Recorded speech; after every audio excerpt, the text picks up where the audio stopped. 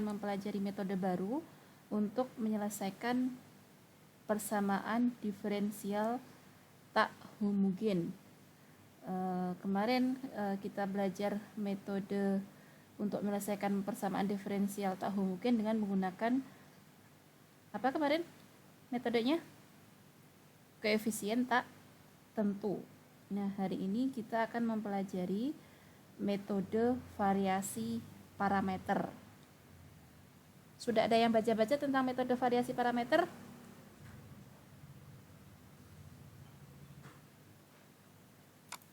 Udah ada yang baca belum? Belum, Bu. Belum. Oke, metode variasi parameter itu adalah metode yang baru yang akan kita pelajari hari ini, dan kita mengacu kepada ini. Kalau kemarin kita memiliki suatu persamaan diferensial tak homogen, maka kita bisa mendapatkan solusi umumnya itu adalah solusi homogen ditambah dengan solusi partikulernya, kayak gitu. Nah, namun ketika kita kemarin menggunakan metode koefisien tak tentu, metode koefisien tak tentu itu hanya terbatas untuk persamaan diferensial yang memenuhi dua kondisi yang kemarin yang sudah kita bahas. Nah, selanjutnya pada bagian ini kita akan mempelajari tentang metode variasi parameter yang dia lebih powerful dibandingkan dengan metode koefisien tak tentu, yaitu tidak terbatas pada dua kondisi seperti pada metode koefisien tak tentu. Nah, gimana cara menggunakan metode variasi parameter? Nah, di sini kita akan melihat persamaan diferensial tak homogen dulu yang ordenya 2, yaitu seperti ini. Ketika kita memiliki persamaan diferensial tak homogen order 2, bentuk umumnya seperti ini, maka nanti dari persamaan diferensial ini kita akan memiliki solusi homogen. Misalnya, solusi homogennya itu bentuknya seperti ini di persamaan 2.58, yaitu solusi homogen sama dengan C1Y1X ditambah dengan C2Y2X, kayak gitu. Nah, kemudian dari solusi homogen ini nanti kita akan membentuk solusi partikulernya. Gimana caranya? Caranya solusi partikulernya itu adalah sama persis dengan solusi homogen ini. Namun kalau di solusi homogen ini adalah C1 konstan, nah kalau di partikulernya di sini itu C1 berupa fungsi dalam variabel X. Berarti di sini kalau di solusi homogen C2-nya ini konstan, berarti kalau di solusi partikulernya di sini adalah suatu fungsi dalam variabel X, kayak gitu. Nah, dari sini berangkatnya ya. Jadi kita punya solusi homogen seperti ini. Nanti dari solusi homogen tersebut akan dibentuk solusi partikulernya menjadi seperti ini, yaitu ngikutin solusi homogen, namun C1 sama C2-nya itu diubah menjadi suatu fungsi dalam variabel X, gitu. Nah, selanjutnya bagaimana caranya kita mendapatkan fungsi dalam variabel X, yaitu fungsi C1 sama C2. Nah, sekarang perhatikan di sini dulu. Ketika ini merupakan solusi partikuler, artinya ketika solusi partikuler ini nanti disubstitusikan ke persamaan diferensial ini, harusnya memenuhi. Berarti kalau solusi partikuler ini akan kita substitusikan ke sini, berarti kita perlu menurunkan si solusi partikuler ini sebanyak 2 kali. Nah, sekarang saya punya solusi partikuler ini, berarti turunan pertamanya jadi seperti ini. Kenapa seperti ini? Ya, karena di sini C1 dalam variabel X ini adalah fungsi dalam variabel X dikalikan Y1. Nah, di bagian ini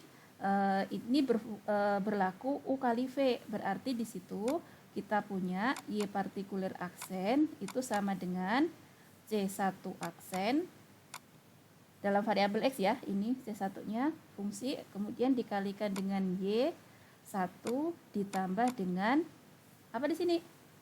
Kalau ini U kali V, berarti dikalikan dengan apa? Halo? Yang bagian ini? Y1 aksen, Bu. Ya, Y1 aksen dikalikan dengan C1, kayak gitu. Nah, hal yang sama di suku kedua ini, kalau kita turunkan kita akan dapat apa? C2 aksen dikalikan dengan Y2 ditambah dengan Y2 aksen dikalikan dengan apa? C2. Kayak gitu. Nah, tidak lain, ini penulisannya kita bentuk menjadi seperti ini. Paham? Yang bagian ini ke sini paham? Paham ya? Nah, selanjutnya ini kita ini kan sebenarnya asal mulanya ini diperoleh dari ini. Cuma disusun ulang aja. Ini yang C1 Y1 aksen, C1 Y1 aksen kita bawa ke depan, kemudian C2 Y2 aksen kita bawa ke depan, kemudian yang bagian ini kita taruh di belakang. Nggak masalah, itu hanya penulisan saja. Nah, sekarang untuk menyederhanakan, karena di sini kita butuh menurunkan sampai turunan kedua, maka untuk menyederhanakan kita asumsikan bahwa yang dua bagian akhir ini C1 aksen Y1 ditambah C2 aksen Y2 ini kita asumsikan sama dengan 0. Kalau ini kita asumsikan sama dengan 0, berarti kita punya YP aksennya itu sama dengan C1 Y1 aksen ditambah C2 Y2 aksen. Nah, itu ya. Nah, ditambah ini, karena ini diasumsikan 0 ya berarti ditambah 0. Tidak lain, YP aksen itu sama dengan C1 Y1 aksen ditambah C2 Y2 aksen. Kayak gitu. Paham sampai situ? Sampai sini paham? Paham, Bu. Oke, selanjutnya dengan menyederhanakan ini kita perlu menurunkan sampai turunan kedua, karena di sini persamaan diferensial order 2, berarti ini kita turunkan lagi. Nah, ini kita butuh YP double aksen. Berarti jadi apa? Ya sama kayak tadi. Ini kan U kali V berlaku kan di sini. Berarti U-nya itu ada U aksen V. U aksennya siapa? C1 aksen dikalikan V. V-nya Y1 aksen. Ditambah dengan yang ini apa? V aksen. V aksennya Y kan? Berarti ini turunan pertama, berarti Y1 double aksen C1. Yang suku ini turunannya dapat seperti ini, paham? Paham, Bu. Oke, selanjutnya yang ini, suku ini kalau kita turunkan dapatnya apa? C2 aksen, Y2 aksen ditambah dengan C2 Y2 double aksen. Seperti itu kan ya? Iya, Bu. Nah, selanjutnya ini bisa kita tuliskan kembali dalam bentuk yang seperti ini di persamaan 2.62, yaitu di sini kita punya C1 Y1 double aksen, kita taruh di sini, kemudian kita punya di sini C2 Y2 double aksen, kita taruh di sini, kemudian C1 aksen Y1 aksen kita taruh di suku ketiga, dan C2 aksen Y2 aksen kita taruh di suku ini, kayak gitu. Nah, selanjutnya dari sini tadi kita sudah mendapatkan YP aksen dan YP double aksen. Nah, dari situ nanti kita substitusikan ke 2.57. Di 2.57 ini kita punya apa di situ? Y double aksen, apa itu? Ditambah dengan P1X Y aksen, gitu kan ya? Yang ini. Yang ini ditambah dengan apa itu? P2X Y sama dengan Fx. Kayak gini kan? Ya enggak? Yang ini. Iya, Bu. Nah, kemudian YP aksen sama YP double aksen ini kita substitusikan ke sini. Maka kita akan punya apa itu? Y double aksen, berarti kita punya, tempatnya nggak cukup kayaknya ya. Ya, agak ke sini nggak masalah kan ya? Berarti kita punya C1 Y1 double aksen ditambah dengan C2 Y2 double aksen ditambah C1 aksen Y1 aksen ditambah dengan apa itu? C2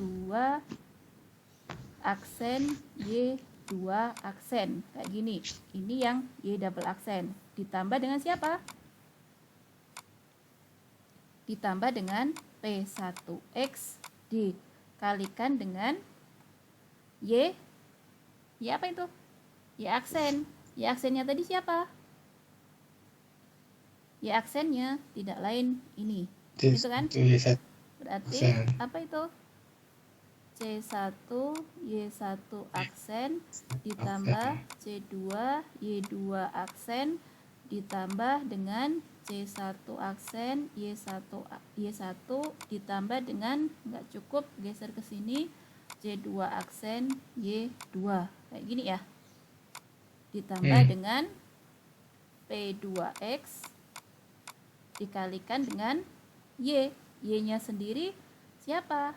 Y-nya Y partikuler ini. Apa itu?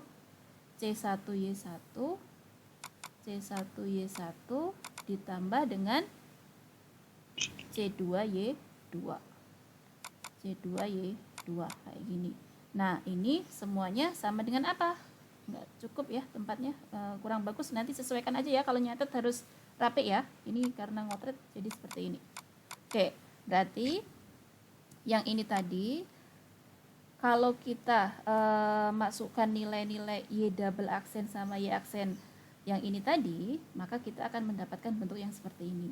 Nah, selanjutnya ini bisa kita sederhanakan. Yang Y1 kita satukan, yang Y2 kita satukan juga.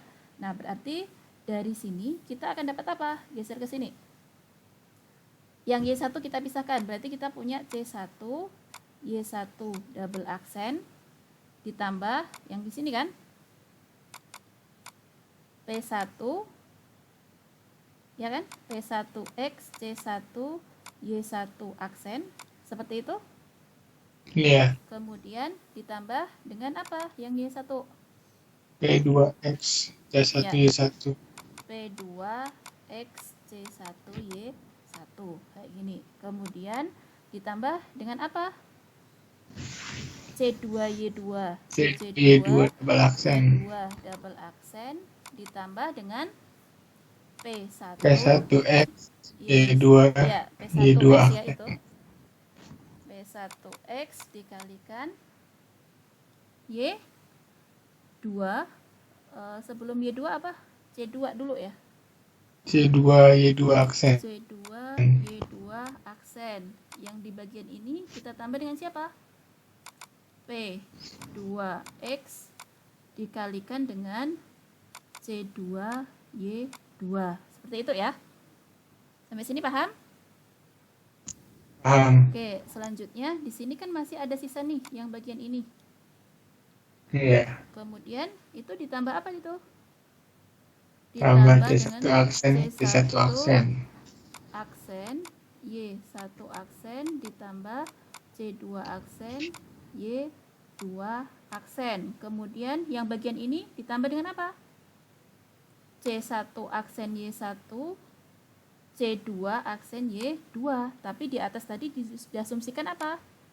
0. Berarti ya kita tambah 0 kan pada dasarnya. Ini akan sama dengan Fx seperti ini. Paham? Paham. Oke, selanjutnya yang bagian sini C1-nya coba kita keluarkan. C1 kita keluarkan, kita akan dapat apa?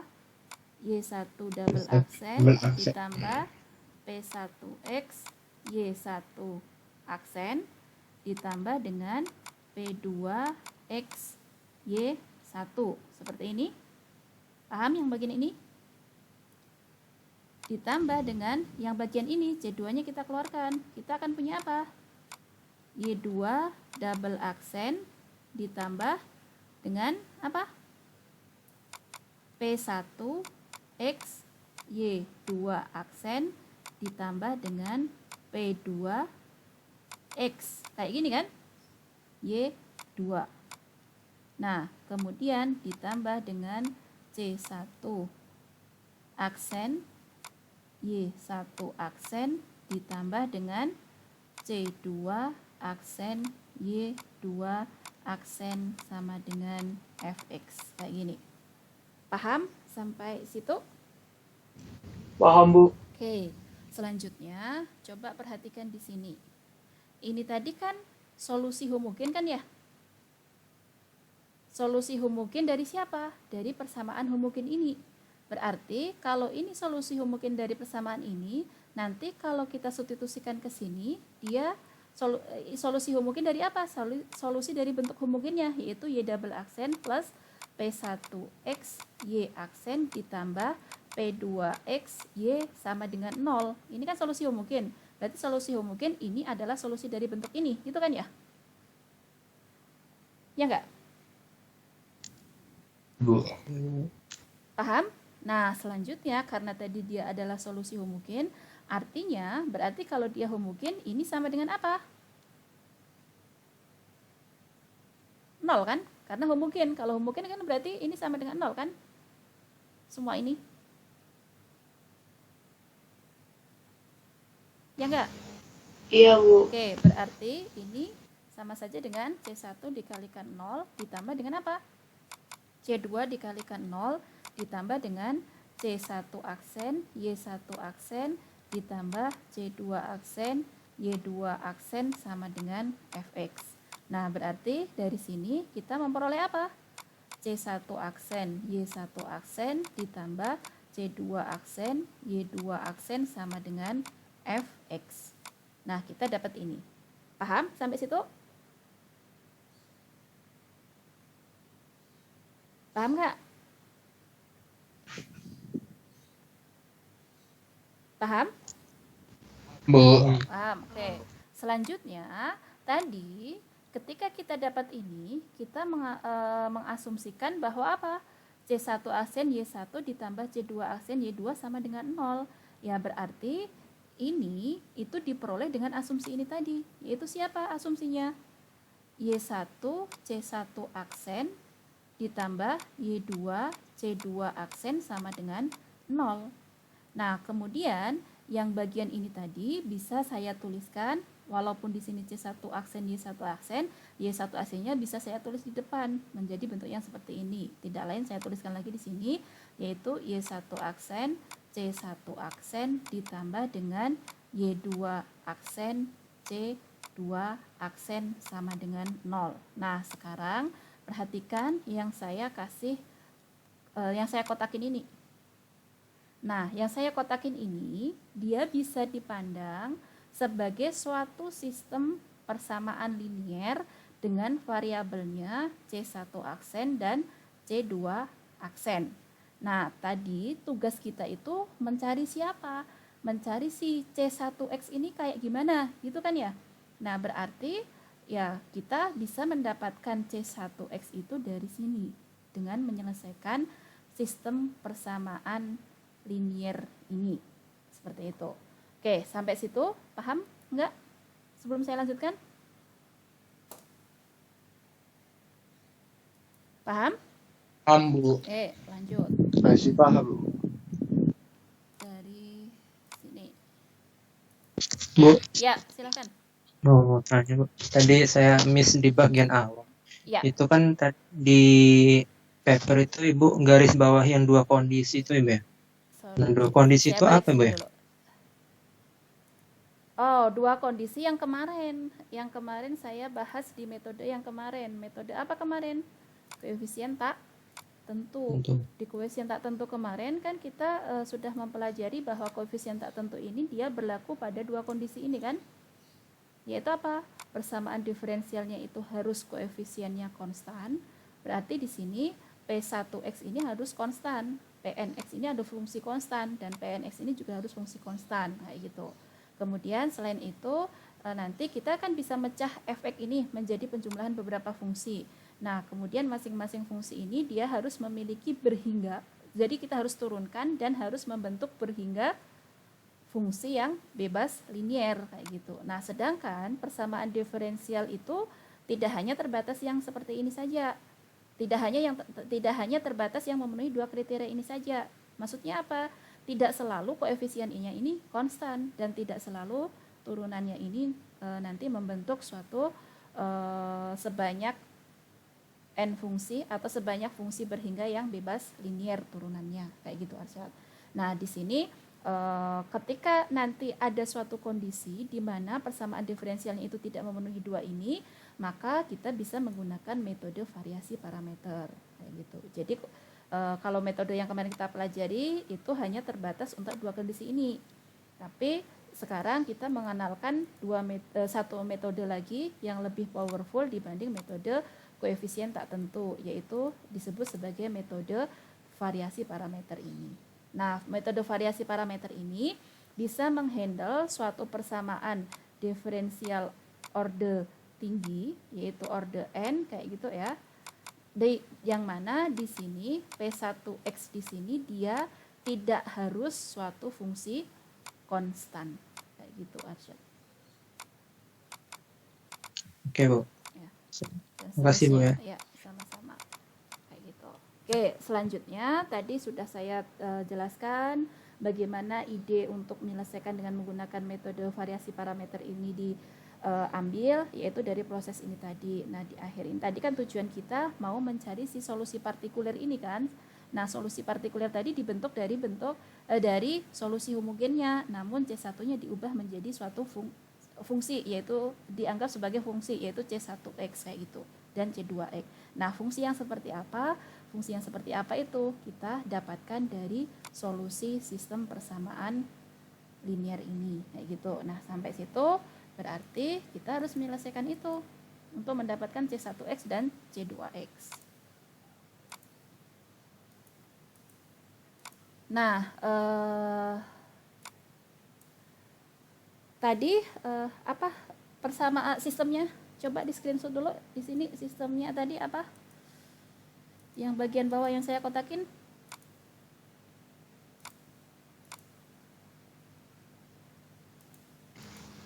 Ini Ibu, tolong ya. itu ya. Yang Y1 aksen C1 aksen plus Y2 aksen C2 aksen itu sama dengan F atau 0 ya, Bu? Oh, sorry. Iya, benar sekali, Dara. Jadi ini harus sama dengan Fx ya ini. Ya, Dara, di sini ada bagian ini ya berarti ya. Ini berarti F sama dengan F kayak gitu. Oke, minta tolong ini di screenshot dulu untuk saya jelaskan di halaman selanjutnya. Sudah? Udah di screenshot?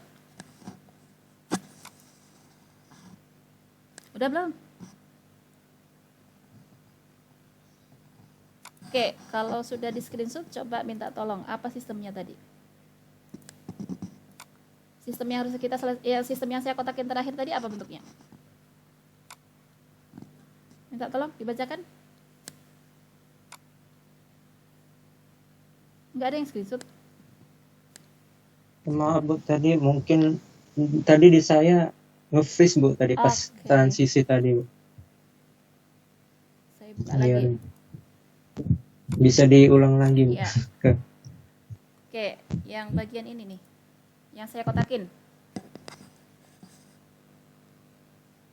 Sudah? Sudah, Bu. Oke, masuk ke halaman selanjutnya. Yang bagian ini. Nah, apa sistemnya tadi yang dibentuk yang terakhir tadi?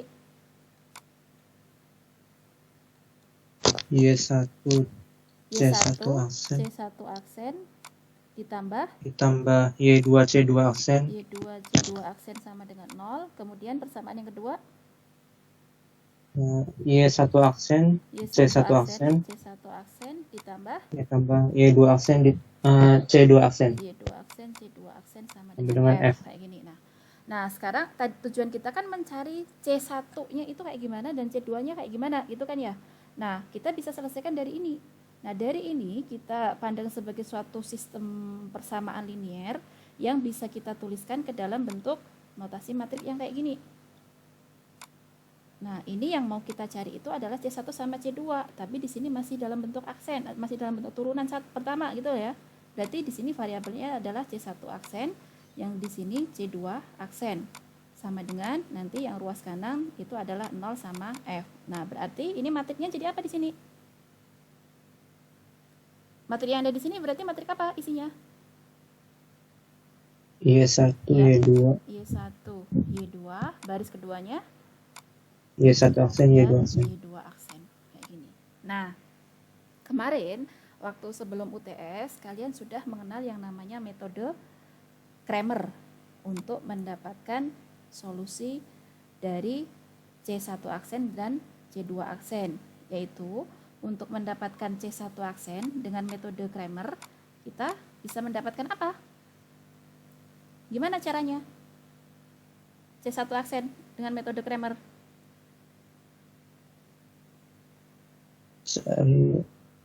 Ini Bu, apa C1 aksen, kayak determinan ya, dibagi determinan gitu. oke, berarti Lupa Bu. determinan, kalau ini kita ibaratkan A, kemudian ini B itu ya, kemudian ini C, maka kita bisa mendapatkan C1 aksen itu yang bagian bawah itu adalah dibagi dengan determinan A. Yang bagian atas itu kita membentuk misalnya A1. Karena yang mau kita dapatkan itu adalah C1 aksen, berarti si C ini kita gantikan ke kolom pertama dari A. Berarti jadi apa matriknya? Yaitu 0F yang di sini Y2 aksen kayak gini. Nah, berarti C1 aksen itu adalah determinan dari A1 dibagi dengan determinan A. Kayak gitu. Mas, udah ingat? Ingat, Bu. Nah, sekarang yang C2. C2 aksen berarti nanti yang bagian bawah dibagi dengan apa? Determinan. Yang bawah ini dibagi dengan determinan A, yang atasnya nanti determinan dari A2. Dengan A2-nya, karena yang mau kita cari itu adalah C2 aksen, berarti vektor C menggantikan kolom keberapa? Kolom kedua. Ya, berarti di sini Y1, sini Y1 aksen, kemudian ini 0, di sini F. Berarti yang sini C2 aksen itu adalah determinan A2 dibagi dengan determinan A. Kayak gini. Ini baru C1 aksen dan C2 aksen. Paham sampai sini? Paham, Bu. Oke, tapi di sini dengan catatan bahwa determinan A-nya tidak boleh sama dengan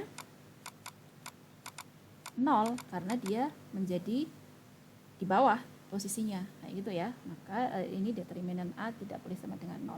Nah, dengan demikian kemarin kita juga memiliki definisi Wronskian. Wronskian itu apa? Wronskian itu adalah suatu matrik yang dibentuk oleh baris pertama itu adalah fungsi yang bebas linier, kemudian baris yang kedua itu adalah turunannya, baris turunan pertamanya, baris ketiga turunan kedua, baris keempat turunan ketiga, dan seterusnya kayak gitu ya. Oleh karena itu determinan A ini bisa kita definisikan sebagai Wronskian dari Y1 dan Y2 menjadi bentuk seperti ini. Nah, tidak lain C1 aksen ini tadi, kalau kita mendefinisikan bahwa si A itu determinan A itu sama dengan Wronskian dari Y1, Y2 dalam variabel X kayak gitu ya. Berarti C1 aksen itu tidak lain adalah determinan A1 isinya ini. Determinan notasinya garis lurus kayak gini ya, dibagi dengan Wronskiannya. Wronskiannya itu adalah ini. Kayak gitu. Nah, kemudian ini kita notasikan yang bagian atas itu adalah W1, W indeks 1 dibagi dengan Wronskian. Kemudian C2 aksen itu menjadi seperti ini. Kayak gitu. Nah, kemudian tadi tujuan kita itu adalah mencari C1 dan C2.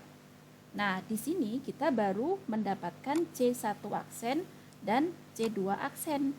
Berarti ini kan turunan pertama. Turunan pertama dari C1 terhadap variabel X. Artinya kalau saya mau mendapatkan C1 harus saya apakan?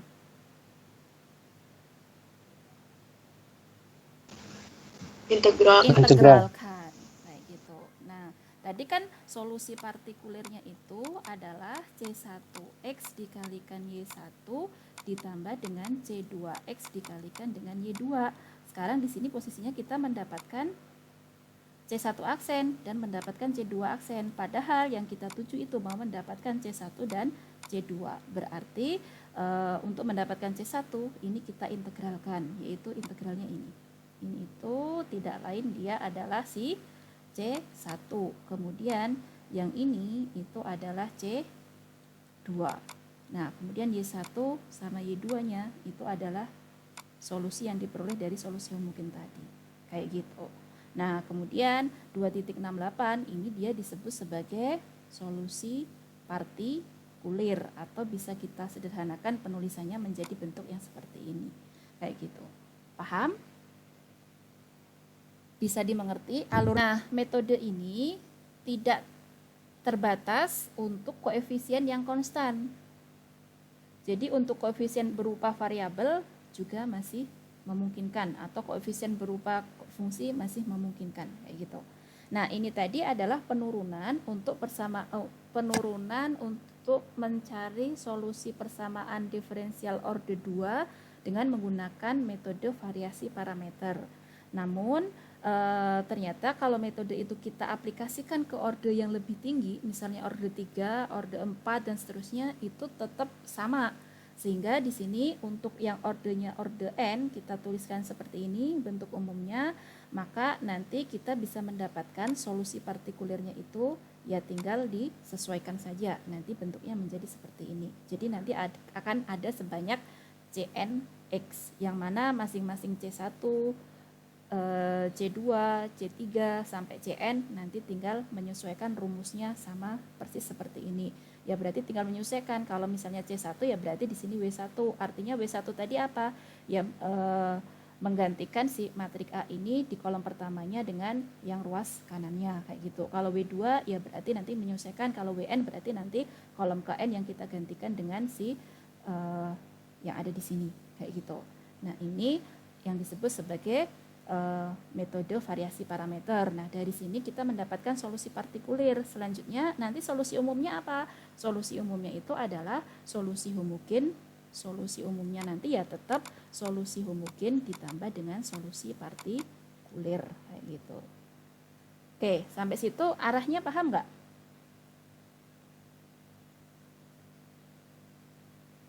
Paham nggak? Oh, biar lebih paham coba deh kita aplikasikan ke contoh 17. Coba screenshot dulu.